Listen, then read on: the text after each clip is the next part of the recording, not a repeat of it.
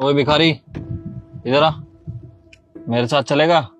तेरे को मेरा पापा बनना है। ये क्या बोल रहे हो साहब? आप क्या पागल हो? मैं आपके पापा कैसे बन सकता हूँ? अरे अगर तुझे पैसे चाहिए तो पैसे ले ले, पैसा बहुत है मेरे पास, और भी पैसे मिल जाएंगे, लेकिन तेरे को मेरा पापा बनना पड़ेगा। बिल्कुल साहब, आप जो कहेंगे बनने को तैयार हूँ साहब। साहब आप कहेंगे भीख मांगनी है तो मैं वो ही मांग लूंगा। अरे जूते भी साफ कर दूंगा साहब। बताइए क्या करना है मुझे? बताता हूँ, आओ बैठो साथ में। जी साहब।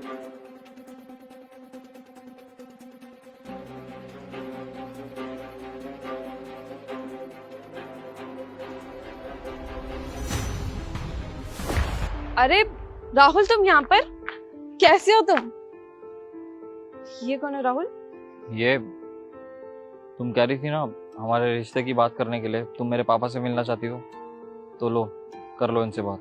क्या ये है तुम्हारे पापा? अरे राहुल, इनकी हालत देखो। ये फटीचर तुम्हारे पापा हैं। ऐसा लग रहा है सड़क के किनारे से किसी भिखारी को लेके आ गए मेरे घर पर। और तुम्हें क्या लग रहा है मैं ऐसे लोगों को अपने घर के अंदर बिठाऊंगी, उनको चाय पानी पूछूंगी? ऐसे लोगों को ना घर के अंदर भी नहीं घुसने देती मैं। ये तो तब भी इतने पास आ गए हैं, और जो भी बात होगी ना अब इधर ही होगी। और इससे पहले तुम मेरे को एक बात बताओ, पिछले एक हफ्ते से तुम थे कहाँ? मैं तुम्हें मैसेज किया, इतनी सारी कॉल की, एक का भी रिप्लाई नहीं किया तुमने। मैं तुम्हारे घर तक गई, घर पे भी ताला पड़ा हुआ है। हो क्या रहा है तुम्हारे साथ? कुछ बताओगे मेरे को? अंकिता, मेरे पापा की हालत की वजह वो 7 दिन ही है जिसमें मैं तुमसे बात नहीं कर पाया। मुझे समझ में नहीं आ रहा था कि मैं तुम्हें ये सब कैसे बताऊं, लेकिन अब बताना ही पड़ेगा। वो क्या है ना, पापा के साथ जो पार्टनर था उसने पापा को धोखा दे दिया, और सारी कंपनी और हमारा घर सब कुछ अपने नाम करवा लिया। इवन आज मेरे पापा के पास पहनने को कपड़े भी नहीं बचे। हम सड़क पे आ गए अंकिता। अब देखो, तुम्हारा इतना बड़ा घर है, हम कहीं भी एडजस्ट हो जाएंगे। अब जो भी है, अब सब कुछ तुम्हें ही संभालना है अंकिता, हमारा खाना पीना रहना सब कुछ। क्या तुम कुछ भी बोले जा रहे हो? तुम पागल वागल हो क्या?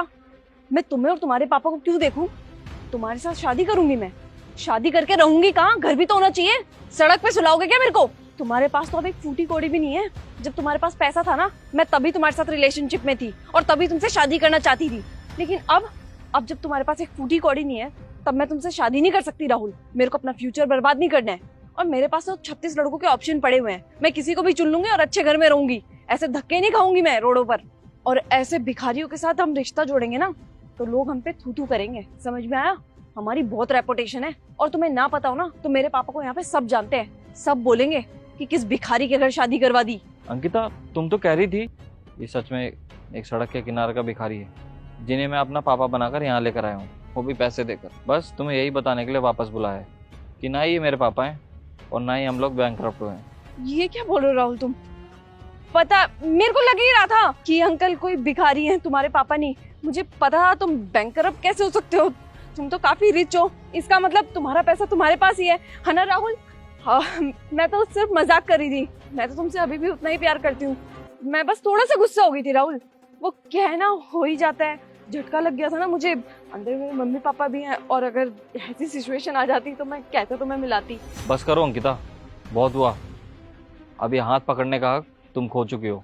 इन अंकल को मैं अपने साथ इसलिए लेकर आया था क्योंकि मैं तुम्हारी सच्चाई जानना चाहता था। जो भी हमने वादे किए हैं वो सिर्फ कहने के वादे हैं या फिर निभाने के भी हैं।